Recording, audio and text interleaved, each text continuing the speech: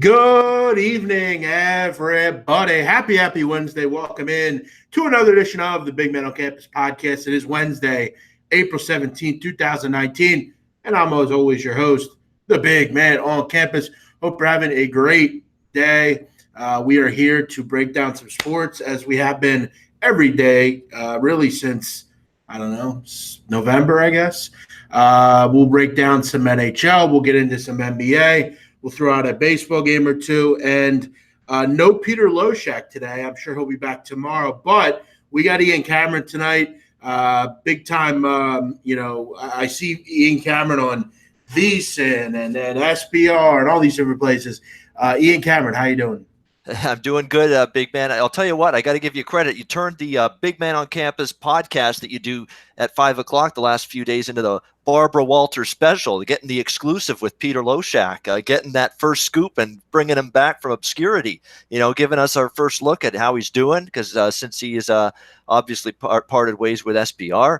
And it was good. I saw that. I made a point of watching that. And it was good stuff, you and Peter Loshak. It's good to see Peter still doing good, in good spirits, and I wish him all the best. Yeah, we went through hard-hitting facts to find him. We located him. It was like trying to find, some kind of, big-time criminal. But we located him, and Peter's doing well. We'll have him on later this week. Again, thanks for the kind words. Ian, before we kind of get to the show, I wanted to make this clear because I've been making this clear. I'm going to continue to make it clear. The New York Islanders are winning the Stanley Cup, and they took another step towards that last night, beating Pittsburgh 4-0. We're going to get into some hockey in just a minute, but what do you think of my and again, I've been saying this for about a week now. I think I said this after game one. What do you think about my notion there? I would not put it past any team at this point that's playing in the postseason in the NHL to win the Stanley Cup. I wouldn't put it past anybody. I think anybody's got a real chance now, because you look at this picture, the way it is setting up right now. The Calgary Flames, the number one seed in the Western Conference, they're on the ropes a little bit. They're down 2-1 to the Colorado Avalanche, facing a Game 4 on the road tonight. You look at the Tampa Bay Lightning, who have gone down to one of the most shocking defeats we'll ever see in the NHL postseason, a historic regular season, right up there with the 96, 97 Red Wings and the 77, 78 Canadians, best regular season of all time. Well, that doesn't matter worth a shit, to be honest with you, in the NHL. You need to be able to show you can get it done in the playoffs, where it's a different style of game. You got to be tighter checking, block shots. Tampa Bay wasn't playing that kind of game. Columbus was, and now they're out 4 straight. They had better goaltending all series from Bobrovsky. The Pittsburgh Penguins, big man, a perennial team, always in the Stanley Cup mix, have been knocked out by the New York Islanders in 4 straight. Anybody can win this thing. In terms of your thought with the New York Islanders, the reason they can win it is because they got a coach that's won a Stanley Cup. Barry Trotz did it last year with the Washington Capitals. Again, for the second year, he's knocked out the Pittsburgh Penguins. And they can do it because they're doing it with what you want to see teams at this time of year have. Solidified. And that's defensively and goaltending. That is what you're getting from the New York Islanders right now. A team commitment to defense. They shut down Crosby, Malkin, Gensel, all those best Penguin players throughout that series. Their defensive structure was perfect. Their goaltending was outstanding from Robin Lehner. And Robin Lehner, big man, he's a goaltender that's been a cast-off. It didn't work out for him in Ottawa. It didn't work out for him in Buffalo. He was even viewed as a malcontent because he would struggle and get pulled from a game, and then he would yell at the coach, it's not my fault that I sucked. It's your fault because you took me out of the game. He had a little bit of a bad attitude at some of these other teams he was with, but it's working out well with him, with the New York Islanders and with Barry Trotz. They're a dangerous team. They're defending. That makes any team at this time of year, big man, dangerous. So you got a puncher's chance with your belief that the Islanders can win it all, as far as I'm concerned. We'll get to NHL in just a little bit. We got a few games tonight we'll get to. And you're going to get a rant from me. And I have very little to say about hockey really ever, but I am going to talk about one thing. Quick soccer news. Manchester City is out of the Champions League. What a wild game today in England. City against Tottenham. Tottenham somehow is moving on. We thought it was 5-3 at one point. Then it ended up it was just a wild game. Wild things that went on. The quadruple dream is over for Manchester City. So now they will focus on the Premier League. We also have some NBA to get to, and I'm going to go on another rant during that breakdown. And I'm going to get to something that I'm fucking sick of in the NBA. But I want to first start with baseball, and I want to start with Ian Cameron, who very good baseball season so far, very impressive, up over 11 units on the season. That's good work, Ian Cameron. Baseball definitely a tough sport to handicap, particularly at the beginning. You've done a nice job with it. I just want to shout out just a few things on the surface right now with MLB. 5 straight losses for the Mariners. They're struggling right now, but they're going again tonight with another chance to right the wrongs. Carrasco for the Indians, who has not pitched well. We also have Tampa Bay, who I mentioned last night, Ian Cameron. All 13 of their wins have come by 2 or more runs. So if you want to back the run line, laying these big, you don't want to lay these big prices with the Rays right now. They've been cashing in on the run line. I had the under last night. I threw that one out. I think I went 1-1 in MLB last night. Threw that under out. The unders in Tropicana have been very good over the years. This Tampa Bay rotation's been very good. Ian, just kind of want to go over with you. You got any thoughts on this baseball card tonight? You've been very good in MLB. Yeah, it has been. This has been a tremendous start, and this is nothing like anything I've had before in baseball. Baseball is not one of my strongest sports.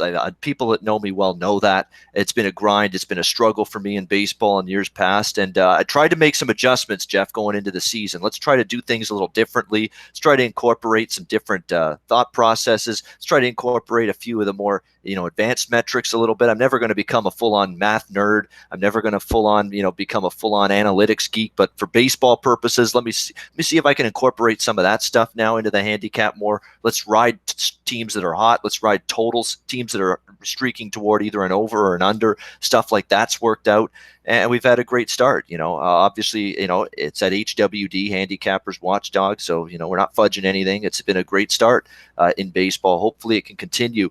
But tonight, in terms of the card, there's a couple things I kind of am interested in. I think you look at a guy like Matt Harvey for the LA Angels, a guy that's been absolutely horrible his last couple of starts, and an LA Angels team that particularly on the road has not played very good baseball all season long. They've been absolutely ambushed in this series. Mike Minor, 3-hit shutout ball last night against this Angels lineup. It's Mike Trout and a lot of nothing much else for the LA Angels lineup, but we're not surprised. We expected that coming into the season. And Lance Lynn, I've had some trouble with this guy in the past. There have been times I've wanted to back him. He hasn't pitched well. There's been times I've wanted to fade him, and all of a sudden he comes out there 2 runs over 7 innings. So I've had some conflict with him, but I think he's throwing the ball better. He's made some mechanical adjustments lately with his delivery. I think that's a good sign. This is a Texas Rangers starting rotation, Jeff, that's not very good, but they're just crying out for somebody to step up, pitch well for them in this rotation. Lance Lynn's actually shown you signs of that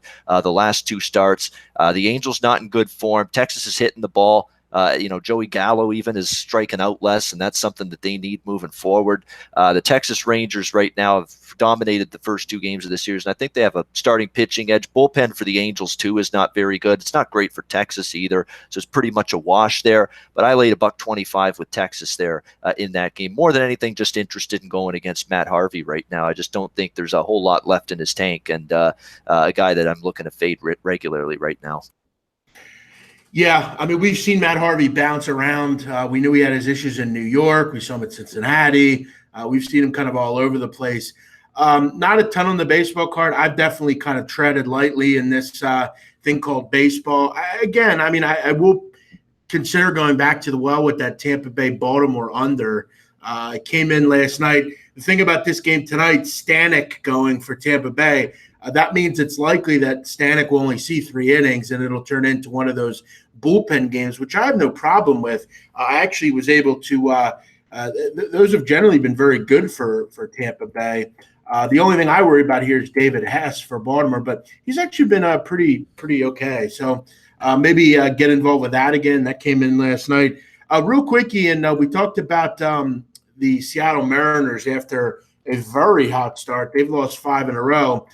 Going with a rookie tonight for Wade LeBlanc. Now, Look, we can make the case. I mean, is this guy is he much worse than LeBlanc? I mean, LeBlanc has obviously seen kind of, he's been in the league a long time. I mean, he's been a reliever, he's been a starter. He's got an injury right now, and they're going to go with this kid, Eric Swanson, who has pitched in relief. He's done some decent things. Carlos Carrasco has been an absolute mess, and Cleveland's been one of the worst lineups in the major leagues. Do you kind of just fade away with Carrasco right now? He's been horrendous. He has been horrendous, but at the same point in time, this has got the feel of two teams starting to trend in opposite directions. It was not a great start to the season for Cleveland, but they're starting to right the ship a little bit. Their lineup, to be honest, has not been great. Francisco Lindor hasn't played yet this year. He's a big component. Ramirez was banged up for a bit. They didn't get Kipnis back until just recently. So this Cleveland lineup's been patchwork. It's been spotty. Seattle, an incredible blistering start to the season, big man, from a win-loss standpoint, from an offensive perspective. I mean, this team was just mashing the baseball left and right, scoring runs in bunches practically in every game. That's starting to come back down to earth just a little bit, and it had to at some point. I mean, the Seattle's got a nice lineup. I like Haniger. I think Edwin Encarnacion still has a little bit in the tank. Keep in mind, they haven't even had Kyle Seager yet this year. I'm still waiting for him to get back. But you knew at some point there had to be a leveling off, I think, with the Seattle offense here. It's hard to get behind Carrasco. It is. I thought this guy was going to be one of the more reliable guys in this Indians rotation, which suddenly has some leaks springing in it, big man. Kluber's not looked right for at times this season. Carrasco, another guy that's been up and down. Clevenger's been good, but now he missed a start recently. Trevor Bauer's really been the one guy holding this rotation together for the Cleveland Indians. And even Bieber, thank God he's not related to Justin, by the way. Shane Bieber has pitched pretty well for the Indians as well. And Carrasco's not been one of them. So in theory, I don't want to back Seattle right now, big man, because I think they're starting to come back down to earth a little bit. They're on a losing streak. They got swept over the weekend. They haven't played well in this series either, but I can't get behind Cleveland. I think if I had to, I'd take Seattle because I'm down on Carrasco right now in terms of his confidence level, but I'm not looking to back Seattle right now. They're starting to trend in the wrong direction. Yeah, Red Girl's in here. She's saying Seattle team total over 3.5. Look, with Carrasco's issues right now, I don't think that's a bad bet. We do know Seattle has the ability to mash a little bit. You look at on the season, this is a Carrasco who, look, he's had good seasons, but he's had injuries. We know what kind of pitcher he kind of is. He's giving up a lot of home runs. He's giving up almost 3 home runs per 9 innings, which is just disgusting. That's not a bad bet there, Red Girl. We all know maybe to just kind of avoid that Seattle maybe rotation right now in the bullpen. But look, they can lose 8-5 and then you're a winner. We just need some runs, and I think we can maybe get it here against Carrasco. Ian wanted to just touch on one other game here: Red Sox and Yankees. Someone's asking about that one. Listen. J Happ just has very good numbers against the Red Sox. You look at up and down this lineup, there's very little success with a lot of plate appearances for this Red Sox team. You look at Benintendi, 18 at-bats, 111. Betts, 34 at-bats, 206. Bogarts, 31 at-bats, 161. Martinez, 20 at-bats, 200. There's only one player that hits over 300 against J Happ, and that's Steven Pierce, who is not an everyday player. This is just a guy, J Happ, with very good numbers against Boston. He has needed to correct some fastball command. He's been a little bit all over the place, but let's be honest. Nathan Eovaldi has really struggled. This is a lineup right now that's just not very good for Boston. It is a road game, and J Happ's had success. I'll ride the fact that Happ's had success in the series. And look, I kind of like what I'm seeing out of this Yankee lineup right now. I mean, Tauchman last night was very good. LeMahieu's been solid for them. Judge is doing his normal, driving in runs. And while Luke Voigt hasn't been a hit for average kind of guy, he's driven in 15 runs. So I'll take J Happ on his ability to pitch against Boston. There's just not a ton of success there. Yeah, I don't know why Yankee fans are pushing the panic button to the extent that they have so far this season. I truly don't get it. First of all, this is April 17th, for crying out loud. Can we pipe down and just take a breath?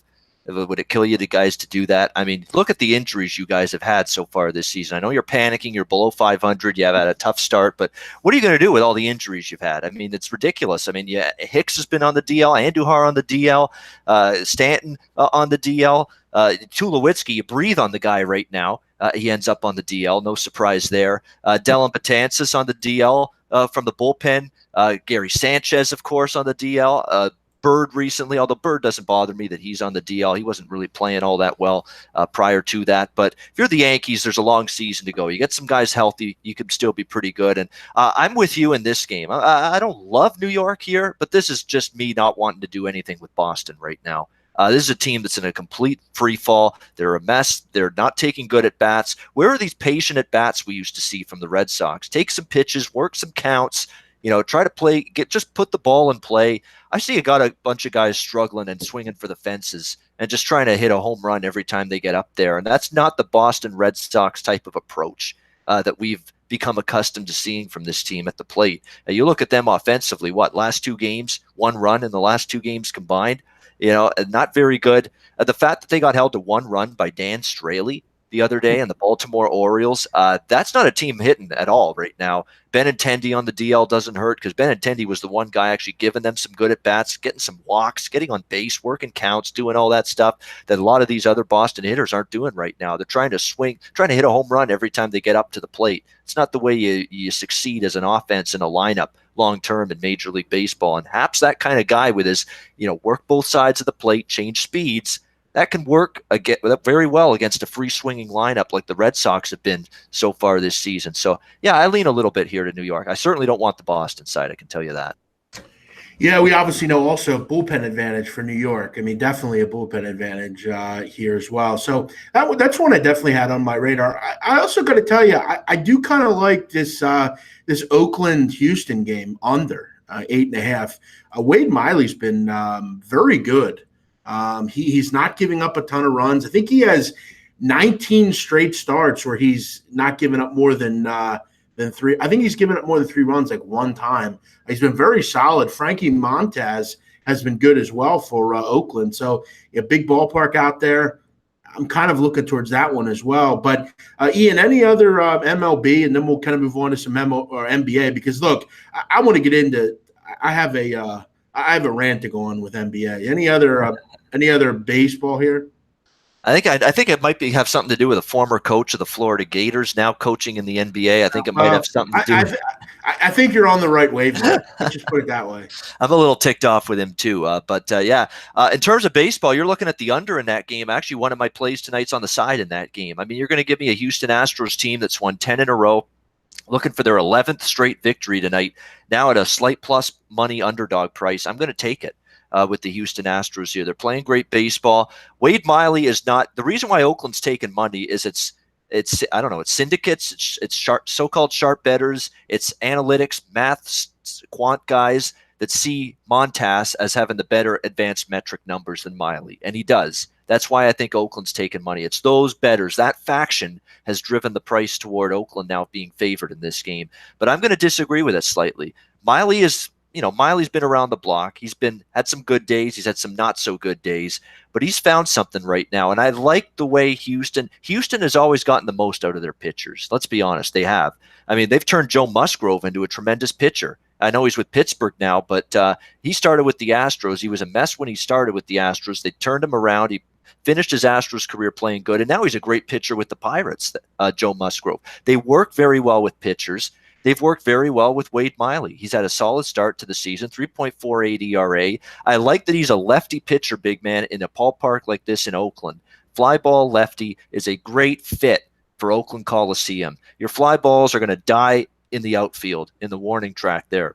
They're not going to go out of the ballpark in a place like this, especially Oakland at night. I think it's a good matchup for Miley here. He's pitched reasonably well. Bullpen edge for Houston. Oakland was supposed to have a very good bullpen. It's been very, very erratic this year for them. So Houston's bullpen's been lights out. So there should be an edge for them in the latter stages. Montas has pitched well, very well for the Oakland Athletics. Frankie Montas has been very good, but the thing I have concerns about with him here is that the Houston Astros have tattooed this guy routinely in the past. Collectively, the Houston Astros have, I believe, a 348 batting average against Montas. So they've hit him pretty hard. There's a couple of guys in this lineup in particular have done very well against him. So you're talking about a team that's just on fire right now. All facets of their game are working. The lineup, starting pitching, and the bullpen.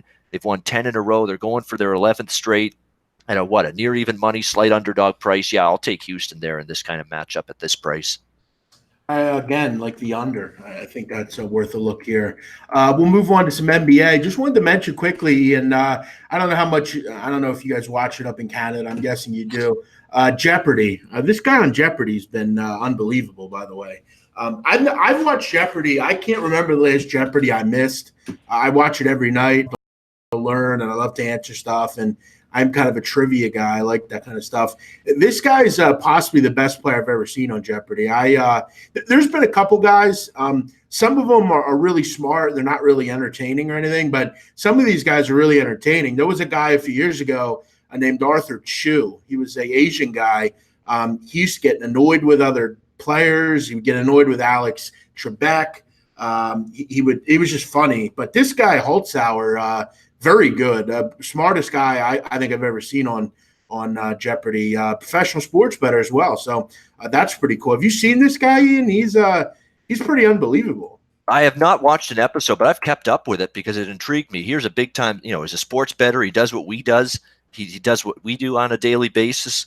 I was interested to see, how's he doing on Jeopardy, and he's doing great. He's showing that he's got some intelligence, some knowledge. He's well versed. He can answer questions and do it skillfully and many topics: arts, sciences, music, geography, all that stuff. You got to know all those kind of things. History. You got to know all that kind of stuff when you're going to go on a show like Jeopardy, or else you're going to get eaten alive. And this guy has proven that he can give you the goods and be very, very smart and give you great knowledge in a variety of different topics. And that's why he's crushing it. I don't know if I read this wrong, Jeff, but I think I read that he won over $100,000 in one episode or on one show. Is that true? Just on one episode? That's incredible for Jeopardy. Yeah, I mean, last night he had, I want to say he had like over 100,000. I think last night at Final Jeopardy he had 65 grand and he got the question right. So yeah, I mean, he was up over 100 grand on that game. I think in every game he's seemed to get close to it every time. He's won, I think, 560K, which is wow. Which is a record. So yeah, you got to go on a run of like a few weeks to get to that kind of a winning amount at Jeopardy. You got to maintain stay on the show for a good little portion if you're going to win that much money. Yeah, no, that's pretty amazing. I mean, he's a trove of knowledge, and yeah, I mean, he's fun, like the way he bats and the way he, But if anyone wants a laugh, go watch that guy Arthur Chu. He was on I don't know, 4 or 5 years ago. It was really funny. He would get a question wrong by a certain like letter or something, and he would almost flip it on Alex Trebek he's pissed off. It was just a funny character, but yeah, this guy's pretty interesting. Be interesting to bet on this guy, like how long he's going to go, and one of the bookmakers need to get that up. Dave Mason, get that up.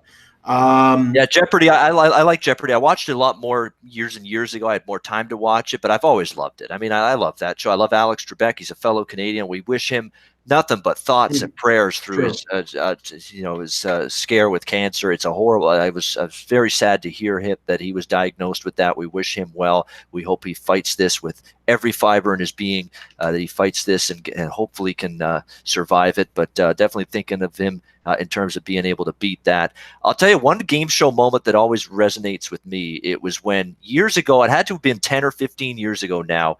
It was the first incarnation of Who Wants to Be a Millionaire, the U.S. version. Regis Philbin hosted it. Mm-hmm. It's syndicated now. I mean, they've had Meredith Vieira hosted, a bunch of different other people hosting that show. I believe the guy that hosts The Bachelor's hosting it now in syndication. But Regis Philbin hosted the original of it. And the first $1 million winner of that show was John Carpenter. I'll never forget it. What a boss this guy is. He gets to the $1 million question. He's easily answered every question correct up till that point. No lifelines. Didn't use any of them because you can phone a friend, 50-50, ask the audience, do all that stuff. He actually finally uses the lifeline at the $1 million question to phone a friend. He phones his mom and dad and we're thinking he needs help. He's stumped on the $1 million question.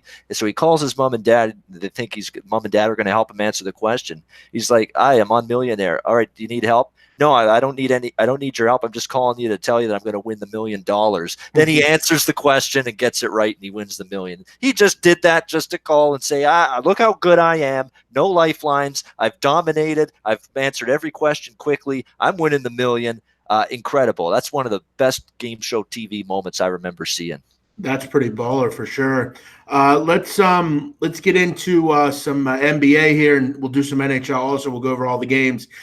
Just want to say thanks to all the people watching. I know baseball, it's kind of a slow time. We miss our NFL and college football and college basketball and all that stuff. There's so many games to talk about, but I think it's cool that even 5 or 10 people watch this show. It's hard to kind of keep this all going throughout the year, and I thank all of you for joining us here.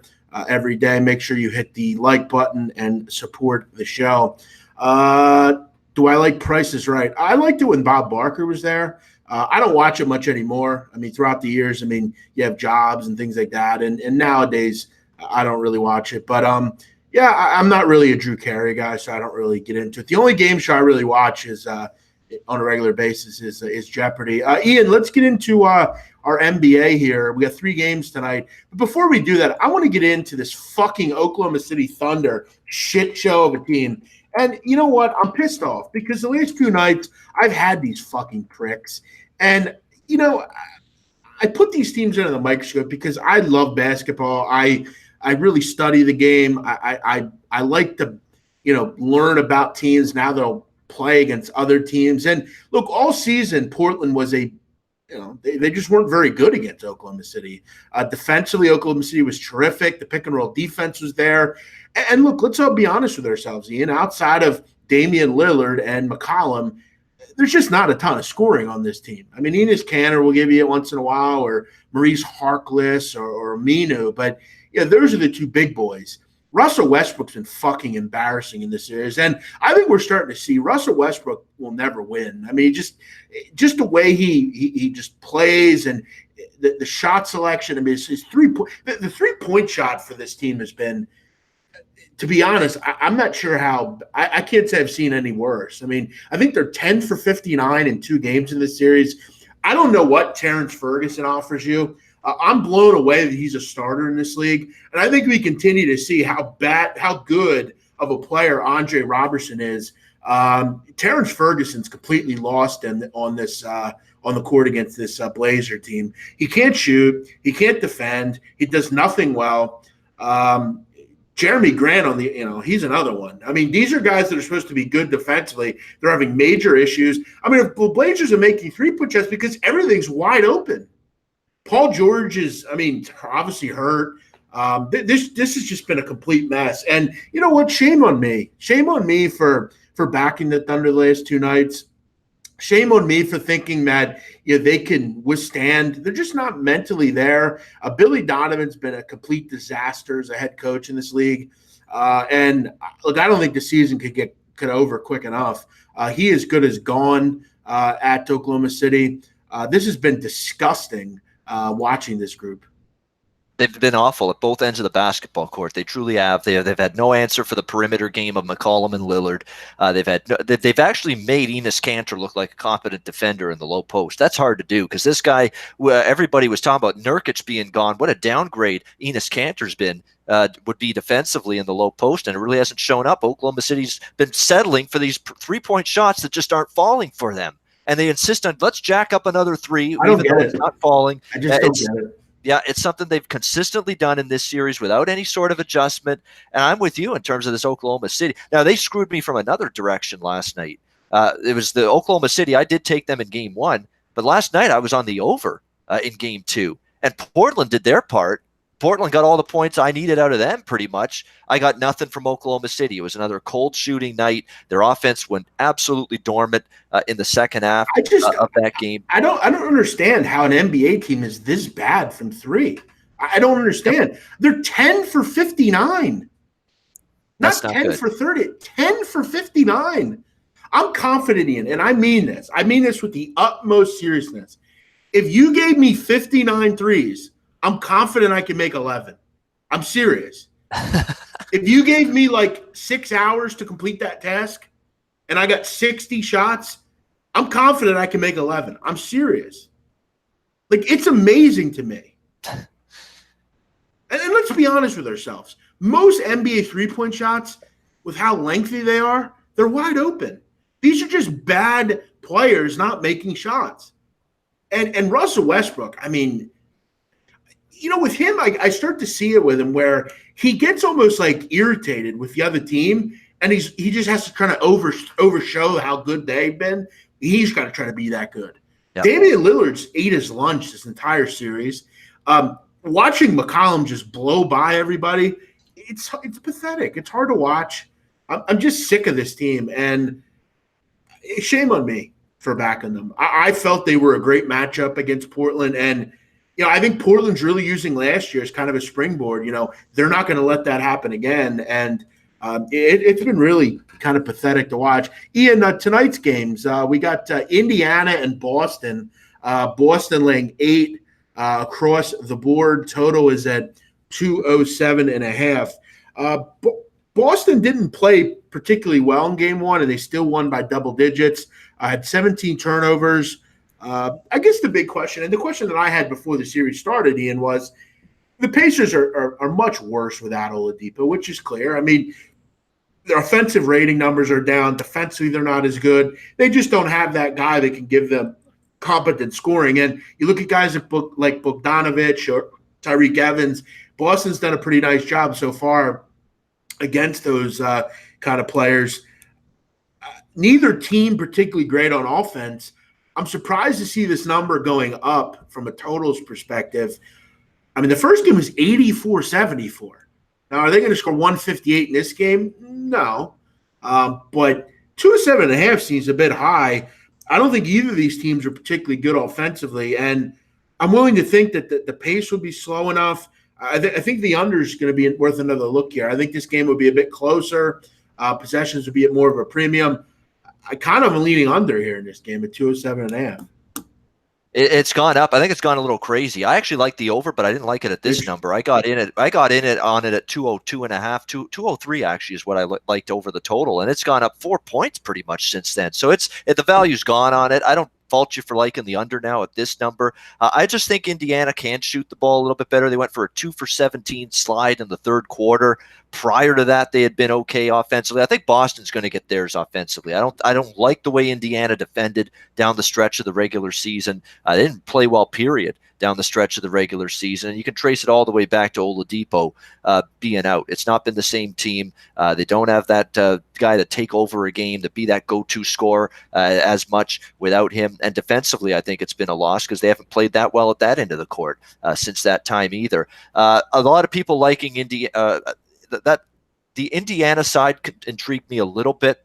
Zigzag theory, again, you got to be careful with it.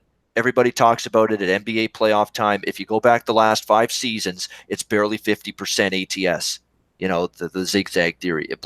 Betting it blindly is 50% ATS the last 5 seasons. You haven't made any money doing it. That being said, game 2s in this year's playoffs, we're talking 4-1 so far, straight up and against the spread with the zigzag theory. Yeah, you saw the 76ers bounce back in game 2 after a loss. Clippers miraculously did. The Raptors did. The Nuggets did. The only team that didn't cover off a game 1 loss was the aforementioned team we were ripping a few minutes ago, the Oklahoma City Thunder. That's the only team. So zigzag theories worked, and that might have you leaning toward Indiana here.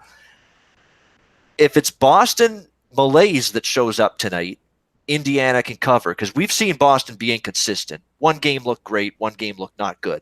That's been Boston's season in a nutshell.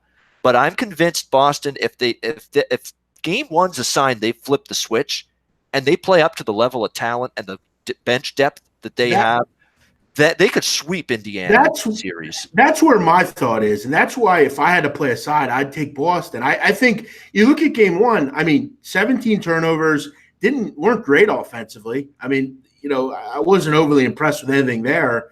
Al Horford didn't give you a ton. They didn't get anything of a Jaylen Brown or Baines. I think they're likely to have a much better offensive output here. As you said, I mean, I'm just not really overly worried about the Pacers. I just don't think they're very good without Oladipo, and that's why one of my picks before these playoffs started was for Boston to win minus 2.5 games. I thought this was at worst, 4-2. I could see a sweep, even a 4-1. I didn't see Indiana winning really more than maybe a game in this series. I think Boston continues, and I think, look, why is the number the same as it was in game one? I mean, I think that's kind of interesting. I'm going to lean with Boston and the under. Stronger play, I'm going to go with Boston. I think they win this game probably around the same number they did in the first game. You look at that game, Ian Cameron. Indiana in the third quarter, 8 points in the third quarter.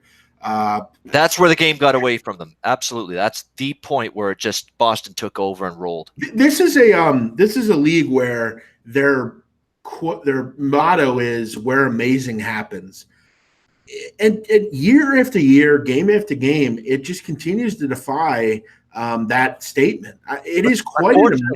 Unfortunately, it's amazing in the sense that stupid shit happens like that. 8 points. No, that's what I'm saying. It's like things that don't even make sense. Like last night, for instance, at one point with 5 minutes left in the second quarter, OKC was up double digits. Third quarter, they come out, they scored 21 points combined and lose the quarter by 16 points. After just being up 10. You look at the night before, fucking Golden State was up 31 with 6 minutes to go in the third. At home, Golden State, the team that never misses, they never do anything wrong. They lost the game. 31 points. It's a truly amazing league, really. It's an amazing, amazing league. And when I say it's amazing, I mean on the fact of it's ridiculously, wildly unbelievable. Like, it just makes no sense ever. 8 points in one quarter. You scored under a point a minute. How? 12 minutes, you scored 8 points. I'm going to say right now, I think the Golden State Warriors somehow, some way, I don't know who's going to do it. I don't know if anyone in the West, Houston, or I don't know if Toronto or Milwaukee in the East could do it. Who knows? But I'm going to go say that Golden State's going to eat some humble pie and not win the championship this year. I'm starting to agree a little bit. Because I'm starting to see some issues when everything's fine with this team. Steph Curry's pointing to the crowd and doing the old 3 sign and all that. They hate each other. I don't know about you. Yeah. I feel like you look at the other night real quick. Steph Curry was doing those stupid trick shots that he always does. I hate Steph Curry. I hate the entire family. I'm just sick of them. Like how many times do we have to see fucking Steph Curry's parents in a fucking crowd? We get it. His father's Del Curry. He's got cute kids. His wife's probably everybody's dream girl. She cooks. She's this great person. They're all next level human beings, and they're better than all of us. We get it. We're happy, and we understand that. But we don't need to fucking. And then I see that Seth Curry, who plays on Portland, right? Yeah. His girlfriend is Doc Rivers' daughter. So it's like, yes, that's true. Yes, it's like the Kennedys. It's like the Kennedys and like all these other famous families. They all just live in their own world. It's like the Kardashians, all these other groups. They're all like these super families that are better than all of us. And high society of basketball, super families. Yeah. It's like these. Like we get Steph Curry. He's perfect. He can make everything. He never misses. He's super nice. He doesn't do anything wrong. But the other night he was doing those stupid trick shots, and Kevin Durant was trying to warm up as well, and he had to basically wait as Steph Curry did the stupid trick shot, and the look on his face looked like, dude, get the fuck out of my way. Move. Get away. I feel like there is some animosity. I don't know why, but I don't have the same feel with this group. They don't seem as tight. They don't seem as locked together. They don't seem as cohesive on the basketball court. And what I'm sick to death of is them disrespecting the opponent, that they could be up 31 and fall completely to sleep.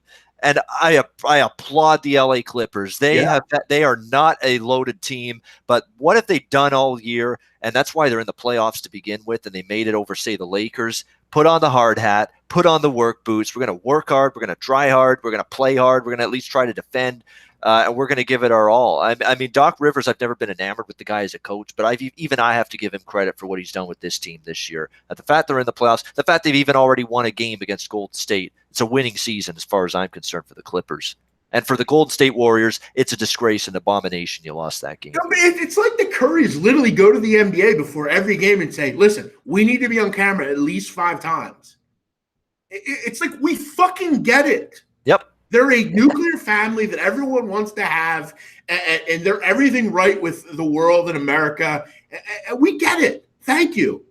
Like, okay. Move on already.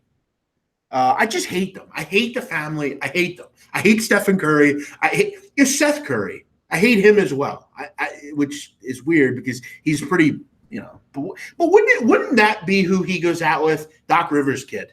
What a surprise. Yeah. Basketball. We do see them a lot. We see Seth a lot. We see Steph a lot. We see Del Curry, Daddy Dell in the crowd, and Sonia Adams. And come on, we see it all the time. Hey guys, you're like extended family. We see you every Golden State game. How are you? Please, Lou Williams, who's everything opposite of the Currys. He's a knight in shining armor for all of us NBA fans. Please, Lou Williams, Patrick Beverley, fucking all of those guys. Please beat the Warriors. Please, somehow win, somehow shock everybody and knock those fuckers out. I would love it. It's like the Patriots. Yeah. Somebody in the West, Houston, somebody coming out of the East, Milwaukee, Toronto, Philly, Boston, somebody take down this team. I think there's some sentiment out there. I think there's some truth to that. Some people are feeling that right now outside of the little oracle and that little sphere out there in the Bay Area. I think people think that way. By the way, speaking of hot, I want to again make this clear. Roz Golden Woody is the hottest reporter in the game. It's not even close. She is unbelievably hot. She's hot to the level of again, I mean this. She's close to being my number one. Out of all women on earth, other than my current girl, who is beautiful in her own right. I'm talking about from a celebrity status. Roz Golden Woody kills it. Fucking kills it. She does a great job. She's got the whole fit package. She's gorgeous. You take home to your beautiful. Yes, she's gorgeous. She's beautiful. Yeah, exactly. I think she'd impress mom and dad for anybody that wants to bring her home. She speaks extremely well as well. Beautiful. Asks good questions in those interviews a lot of the times. Who does a great job too, and she did a great job with the Masters in the interview. She always does a great job with the interviews for CBS Golf. Amanda Balionis, tremendous job. She asks questions that are tough, a little harder hitting, but she's not scared to ask them, and she does a great job. She's gorgeous too, but she asks great questions in the golfers when they're coming off the 18th tee following around. She did a great job in the Masters. And Ian, you know why I like Roz Gold as well? Is because she's that really, she's just a gorgeous woman. She's beautiful. She doesn't wear a ton of makeup. She's naturally beautiful. Yeah, some girls need to spruce themselves up with makeup and lipstick and put all kinds of gloss, around her lipstick gloss and, spruce up her eyes and put some coloring around. No, she doesn't need any of that. She's got that iced tea colored skin. No. It's beautiful. Yep. God, what a beautiful woman, man. Every time I see her, I look forward to that. Beautiful woman. Let's get to the next game here. Bucks and Pistons. This is going to take a while for me. I'll make it very clear. Listen, if Blake Griffin plays in, I like the over. I think we could see, obviously, you look at the Bucks. Last 11 games, Ian, for the Bucks, they've scored 115 or more 10 times out of the 11 games. This offense is on fire. No one for Detroit can stop the Bucks, and I don't think that's going to change here. Question is, can we get anything out of the Pistons? First game, you only get 86 points. Look, without Blake Griffin, the Pistons are whack, and they're not good. They're not anything. They're not going to win a game if he doesn't play. They lost the first game by 35. If he plays, which obviously I'm going to keep an eye on the injury stuff, if he plays, I think this game can get over 214. I think the pace will be there. And I think Detroit's destined to give you, 102 or 105, something like that. This has the look to me of a 116, 105 type of game. Look, anytime I'm going to get 15, again, if Blake Griffin plays, I'll take the 15. You really have to look for info on will Blake Griffin play, because you can get this one in quickly and try to get over on something. But do you have any opinion here? I mean, this is going to be a quick series. This is a tricky. I don't want to back Detroit at any point in this series. I think they're totally outmatched at every position on the basketball court. Blake Griffin might return tonight. If he does play, he may not be. It probably won't be 100%. Dwayne Casey's already saying him and Hahn right till the end of the. It's right till the start of the game tonight, saying it's up to the doctors. It's not my decision. It's not Blake Griffin's call. So that tells you all you need to know. He's not likely going to be 100% in this game. And if he doesn't play, did you see what Thon Maker gave the Detroit Pistons in his place on that position? No. Not much. 2 of 10 shooting and piss poor defense too. The other night, yeah. So they can't defend this team at all. No, that at all. No, and you got to give Milwaukee credit. It's hard to match up against the Greek Freak, Chris Middleton. They got shooters. This Milwaukee Bucks team on the 3-point line. It's just difficult. And Detroit doesn't have that firepower. You basically got to hope Blake Griffin comes back and just plays out of his mind with this injury bothering him, and they hope that Ish Smith can hit some shots for you and get hot. Which he sometimes can do, but that's essentially what you're always trying to rely on if you're Detroit. And that's not a recipe for winning, especially in a series like this against a great team with a good coach and Budenholzer, who's done a great job with this group. So, yeah, I'm not looking to make a case for Detroit. The one concern about laying a price like this, 15, is does a little Golden State syndrome hit Milwaukee? If they're up by 20 tonight, do they put it on cruise control? Are they already looking forward to the next game and Detroit slides in and maybe loses by 10 or 12? Gets inside this number because Milwaukee shuts it off late in the game. You always got to be careful in this price range because that happened to obviously Golden State lost the game too, but Milwaukee, when they're up, do they keep their foot on the throat of the snake is going to be the question. Right. I mean, I think if you're reading into, Piston beat reporters and stuff like that, I've heard people say that Blake Griffin should sit out this series. His injury's that bad. Because they're not going to win it, even if he's in there. That's right. Right. The likelihood of him playing and being really effective is quite low. I'm kind of nowhere on this one. I mean, if I gun to my head, I'd take the Bucks just because I think without Blake Griffin, I think Detroit's pretty bad, especially defensively. Let's move on. Houston Jazz, last game here, and then we'll get some NHL and we'll get out of here. 6.5 starting to show up here.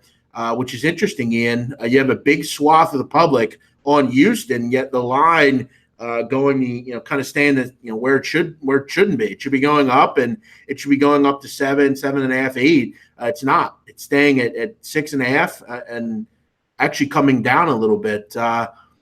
Listen, I think Houston is much better here. You look at obviously defensively, I think Utah is much better here. Utah's the 4th best defense in the league. They've only given up more than 120 points 12 times this year. And in those games, in the next game, they're likely a lot better. I think the Jazz will be much better offensively in this game. They only scored 90. But I think we've started to see, James Harden gives them a lot of problems.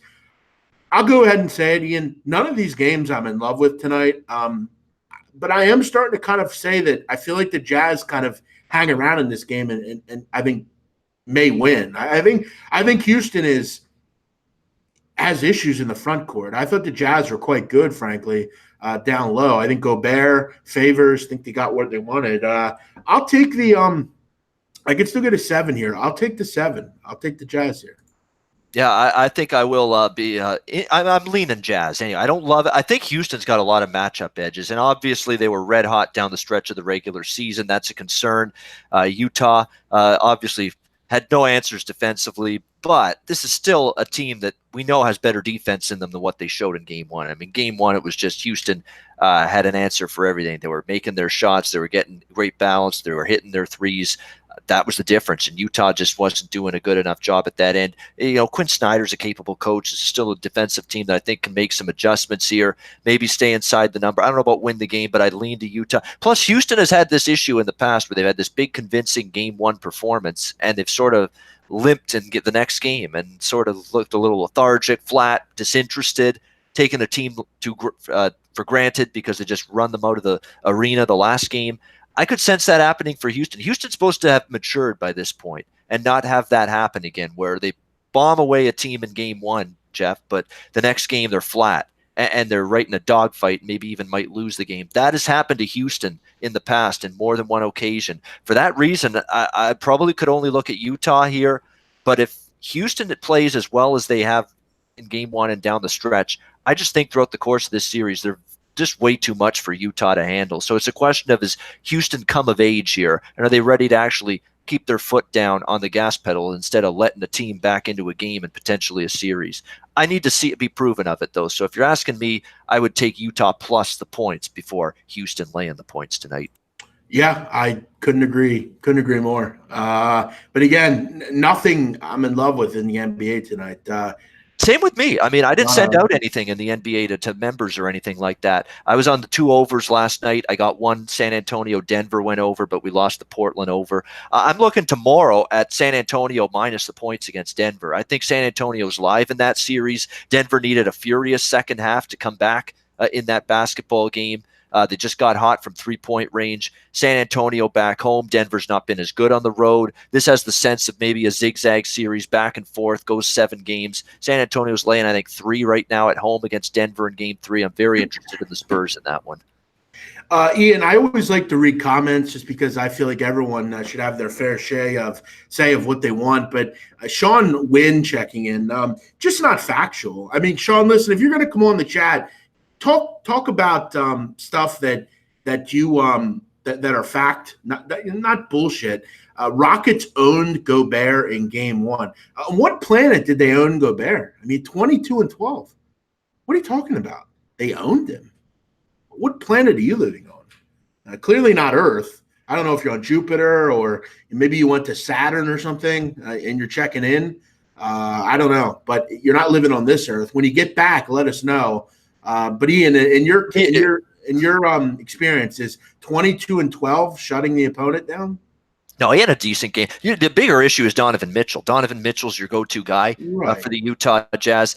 He had 19 points is not terrible, but 5 turnovers, 7 of 18 shooting. I need a little more than that from Donovan Mitchell in a series against a team the caliber of the Houston Rockets. You need your best player to be on board, be at the top of his game, be at his best. He wasn't at his best in game 1. And no offense, be better. Also, the Jazz bench sucked. I think they were 3 for 19.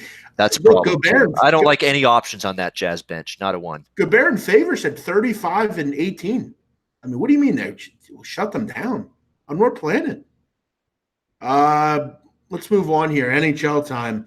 Ian, we got 3 games tonight. We first have the Boston Bruins headed up to Toronto to take on arguably the most overrated franchise in sports, the Maple Leafs, who Ian haven't won a playoff game, a playoff series since 2003, I believe.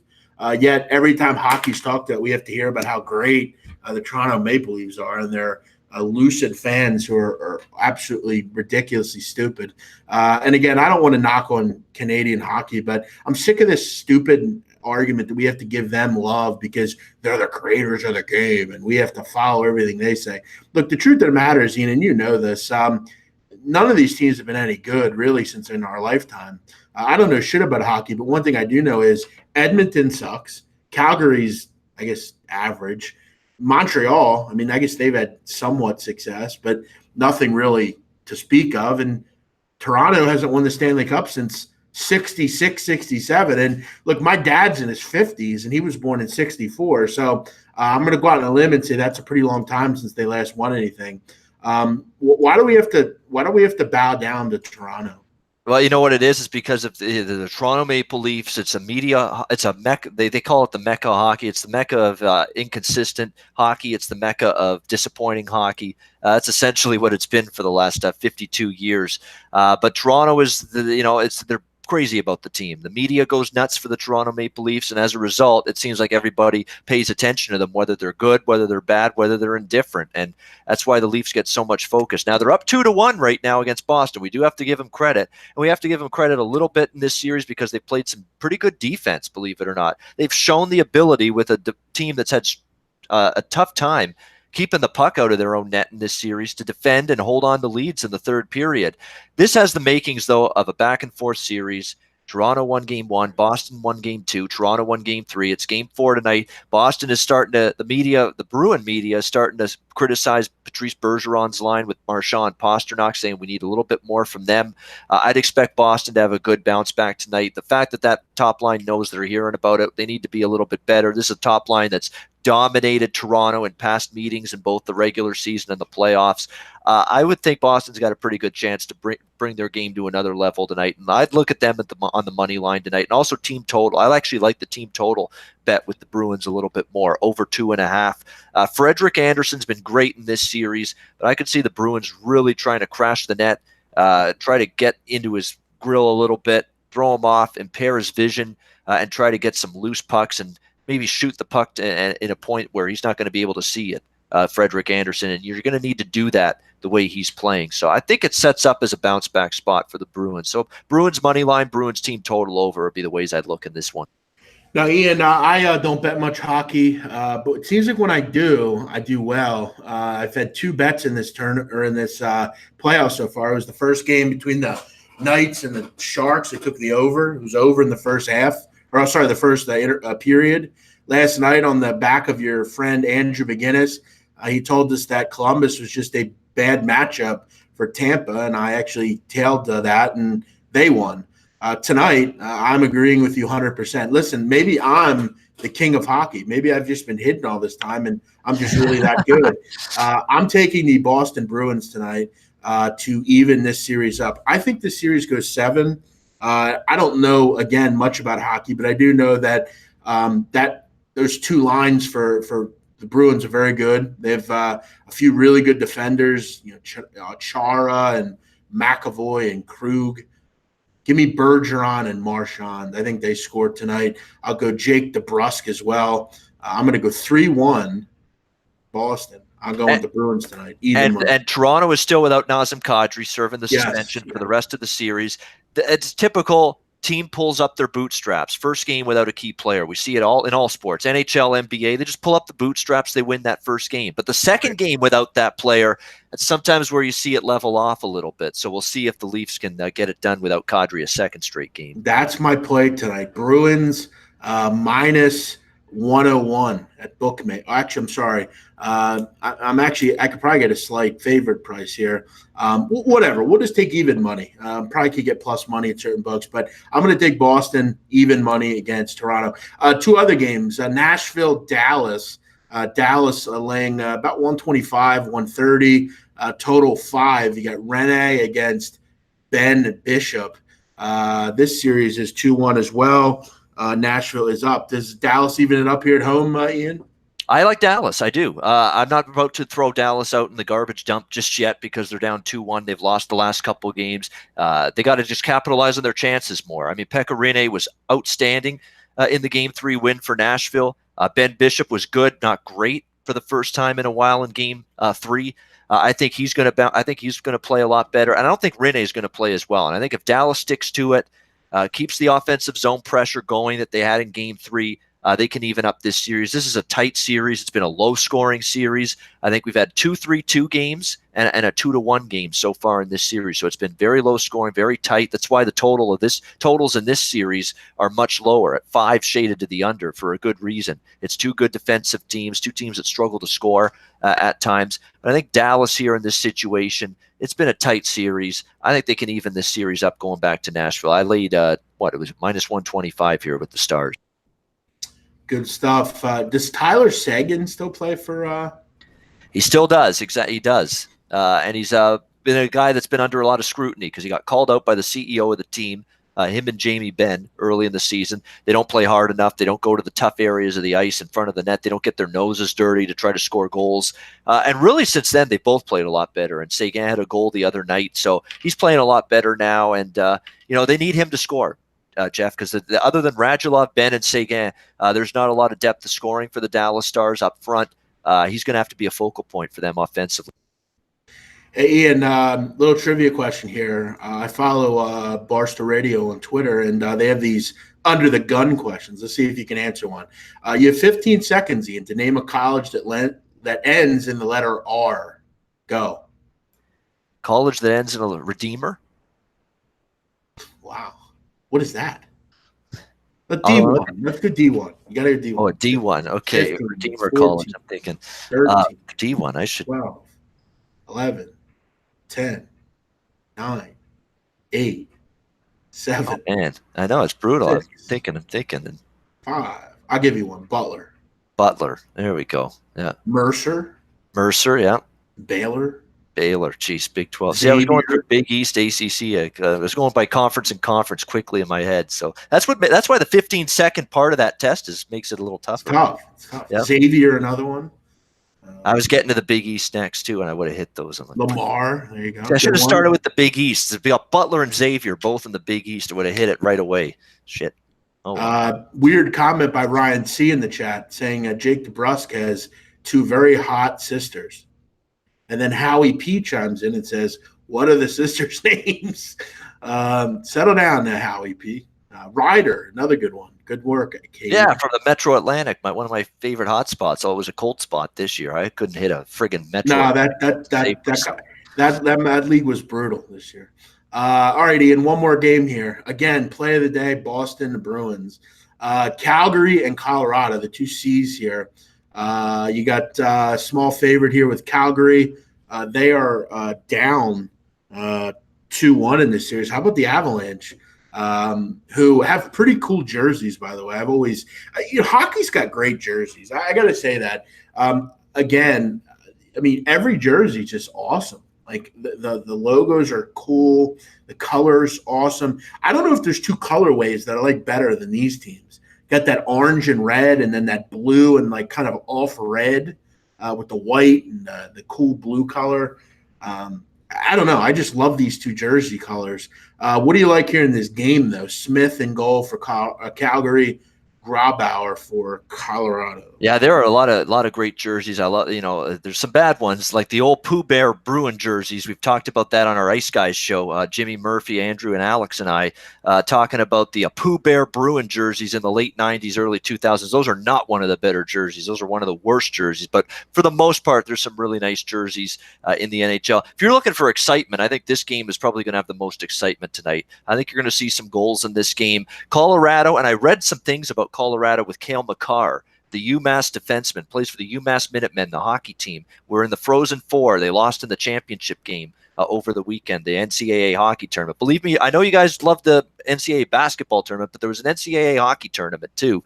UMass was in that in the championship game. Cale Makar, star defenseman, now signed by Colorado, inserted into the lineup. Jared Bednar, the coach, said with him in the lineup, we're going to try to play quicker. We're going to try to push the puck up the ice faster. Man, did they live up to that. They were flying, skating rings around Calgary in that game. Nathan McKinnon was a beast again. That's 2 straight games. He's been excellent for the Avalanche. They were playing a north-south game. Just boom, just getting the puck up the ice. I think that's going to continue for them tonight because it worked. They won 6-2 in Game 3. Whereas if you're Calgary, you got to throw everything you can at the net. You're down 2-1 in the series. You can't afford to go down 3-1. There's pressure on Johnny Gaudreau, pressure on Sean Monahan, Sam Bennett, some of the Kachuk even, who had an off game the other night. These guys to step up after a bad game in Game 3. I think you see both teams get after it. Colorado's tried to improve their pace with Makar now on the back end, who's a great puck mover and a tremendous skater. I think it's an exciting game. You see some goals. I like the over 6. Calgary, Colorado. And I also like Calgary a little bit. I mean, I know people are thinking Colorado's got all the momentum right now. Maybe they do. But I think Calgary's got a better game in them. I'm not ready to say that they're done just yet. This is number 1 team in the West. I know Tampa Bay, they never showed that they could bounce back. I've got at least a little more faith Calgary can bounce back. So I got a half unit on Calgary. I got a full unit on the over in this game. Ian said last night, I asked your counterpart, Andrew McGinnis, St. Louis, the Blues, right? They're on the edge right now in these playoffs. You know how they have that? They sing that song Gloria. You know that? It's like Laura Branigan from the 80s, yes. Yeah. Do you know how that became their song? I have not read into how that became. Well, I'm going to tell you. All right. I'm going to tell you right now. In South Philly, I don't know if you've heard of the Mummers, right? Yes, I have. Yep. And the Mummers is a parade every New Year's. And throughout the year, Mummers have clubs, like social clubs that they hang out at down in South Philly. There are corner bars and things like that. And you kind of go where you live. So if you're, let's say you live around Broad Street, you might go to the Jesters. You live down Moyamensing Avenue, you might go to the Jack's New Year's Brigade. And back on January 6th, the Blues were in town playing the Flyers. And that was the same day there was a wild card game on between the Eagles and Cowboys. And throughout, for some reason, there was a connection between someone that was in the Jack's New Year's Brigade and one of the Blues players. So they went down to the Blues, to the Jacks Mummers headquarters down in South Philly, and they were watching the game. And one of the DJs at the bar was, he put that song on for whatever reason. They were dancing around, and the DJ pointed to one of the players and said, this is your song. Keep playing, Gloria. And they just kept playing it. And since they've created like a relationship, and now a lot of these Jacks members actually go out and like root on the Blues, and this has been like a running thing all year. So who would have thought? Philadelphia. Wow. A little Philadelphia connection to that whole story of why the Blues are pumping Laura Branigan's greatest hits in the dressing room after every win. That's an Philadelphia is the motivation behind it. Yes. It all started down in South Philly, right on Moymenting Avenue, right near the Wells. You got to admit, part of that's catchy. Like if I listen to that song, I might even start singing a bar or two. I think they got the alias, and you've been living under Gloria. No, it's a great song. There's a lot of good 80s songs, surprisingly enough. I was actually listening to one the other day. Ian, someday I want you to come to this area. I want you to stay with me for a few days. I want to take you down to the shore, and I want to take you to this bar that I go to down there. It's kind of a club lounge type bar. There's a place called Memories in Margate. I think you would love it. It's this old guy, Jerry Blavitt. He's a DJ. He's been a DJ for like 60 years in Philadelphia. He's got this club right on the bay in Margate, and it's all night till 4 a.m. It's just, you just drink, you listen to music. He plays anything from Laura Branigan to Pitbull to all this other shit. You would love it. It's a great place, great music. Sounds like an Ian Cameron place to be. I will keep that in mind when I make my way down there. If you're a mob guy or really anyone in South Philly, that's where you go during Friday and Saturday nights in summer. It's where I go. It's where all the legends go. So someday you have to come up and we'll take you there. You would love it. You would really love it. But this show has went off the rails. Ian singing Laura Branigan and all sorts of stuff. Ian, if I asked you one play tonight, what do you really like? What would you play?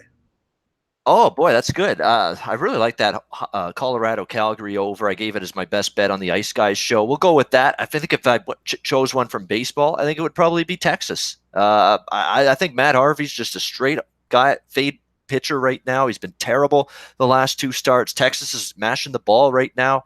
Angels aren't hitting worth a damn on the road. They've struggled on the road overall. Texas in baseball, Colorado Calgary over in hockey. Take your pick. I like both of them. Both of them caliber at best bet. Before we go, Ian, we were just singing 80s songs. Have you ever heard this song? Standing in the shadows for too long. Yes, I have. Good song. Yeah. Coming out of hiding for somebody like you. Yeah, I heard that the other day. I love that kind of stuff. It's funny. I heard on the 90s they were doing a Billboard 500 top 500 songs of the 90s countdown, and I was listening to it on Sirius earlier today on Vogue. What's it gonna be? Oh yeah, that song with theirs. And I remember there were girls in our grade 8 class that would just belt that song during lunch hour when it came on the radio on Vogue. Don't Let Go. And they just belt, and it just brings back a flood of memories every time I hear that song. One of the great movie soundtracks ever, in my opinion, is Scarface. There were some great 80s songs in there, like Push It to the Limit and everything. But Ian, real quick before we go, you're a good culture guy. You know a lot about movies and stuff. You've seen Scarface, right? Well, legendary, yes. I've often said, and I want to get your opinion on this, I think the greatest scene in movie history is when he first sees the world is yours blimp. He's in like the room. He had just killed the guy at the auto dealership. He basically takes over everything. He's kind of on top at that point. That scene where he has like the cigarette in his mouth and he looks up at the blimp and they play that music. I think that's like the greatest scene in movie history. Like I mean that. Like I seem to like watch it every day, and I become more and more infatuated with that scene. There are so many. I mean, the scene at the end of Shawshank Redemption is quite good. I agree. That's a good scene. But Shawshank too, very good. I totally agree. Yeah. Both of them iconic scenes. Some scenes from Rocky as well are tremendous scenes, from Godfather movies, Oh, yeah. especially the first two. We don't talk about the third one quite as much, but the first two, yes, absolutely. But Goodfellas, another one that's got some really, really great scenes in that. The Bats scene was terrific in that. There's just some movies that stand out in movies, television shows. How about the scene we talk about? And we've mentioned this. One of my favorite scenes in The Sopranos. We've talked about this one already, but with Phil Leotardo, when he wants to finally say, "I've had enough of this shit. I've had enough of this shit. Never again." And you hear that song, "The bloody cups, the bloody guns, anywhere in Chicken Town." You hear that song. Boom, That's one thing about. That's one thing about Sopranos, Ian, that David Chase always did unbelievable endings to like seasons and stuff. Like one of my favorite scenes in the show is season 3 when they're at Jackie Jr.'s funeral, and basically Meadow like runs out and Corrado starts singing like Cura and Grata, if you remember that song. I remember that. And like he sits there and he's like singing the entire time, and like there's no mute other than the music. That's all you hear. Like they just go like all the different characters, and like some are crying and some are just kind of thinking about their own lives. And like people will bring up Game of Thrones and all this other new shit. Nothing will ever be better than that show. It's not going to ever happen. We could try to compare. It's just not going to happen. The Sopranos is the most beautifully orchestrated piece of entertainment ever put out, and it will never be taken over. It's that simple. But that's a great ending. Good point, Ian. Leotardo, that's my fucking legacy. Legacy, yep. Great no more line. Butchie. Talking to Butchie, exactly, yep. Great scene. But it's a great story because he talks about how when he got off the boat, his name was basically changed, and they just immediately said, "You're not as good as us. We're just going to change your name, and you got to do it." And he basically sick of being walked all over. And that had been right around the time when him and Tony were beefing. So that kind of started the whole war. So. And again, if you want to know what that song is that I'm referencing, it's Evidently Chicken Town by John Cooper Clarke. Phenomenal. Just find it on Spotify, Apple Music, all those apps will have it. You'll be able to, it's tremendous. And listen, choice for that scene. If you're watching this show right now and you've never seen Sopranos, I got to ask you, like, what on earth are you doing with your life? I actually wish, Ian, that I could be that person, actually. Like, to be able to watch that over again with no sense of knowing what's going to happen. Yep. What a beautiful, like, next 2 or 3 weeks it would be. Like, just go through every episode again. Binge watch every episode, go through it, and just realize what kind of spectacular theater you're in for. Like, I never want to have a stroke, which, again, I may. You never know. But you forget things, right?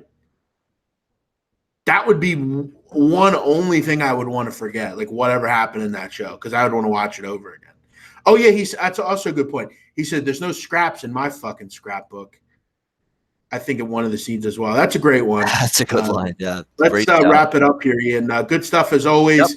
Yep. We got to go. All of you have a great day. Thanks for watching. It's been fun having Ian on, Andrew, Loshak, everybody. This is the place every day, 5 o'clock. We'll give you breakdowns for most of the games. We'll have some fun as well. All of you have a great night. Ian, hey, thanks for joining us, man. We got to do this every week if we can. Yeah, Wednesday's fine because I make sure I'm home Wednesday nights because I do Gabe Morency's late night Patreon show still every Wednesday. So Wednesday we can do it. Sounds good. Good. Very good, Ian. Hey, listen, man, enjoy your night. All of you guys enjoy your night as well. I'll be back tomorrow, same time, same place. Have a great night.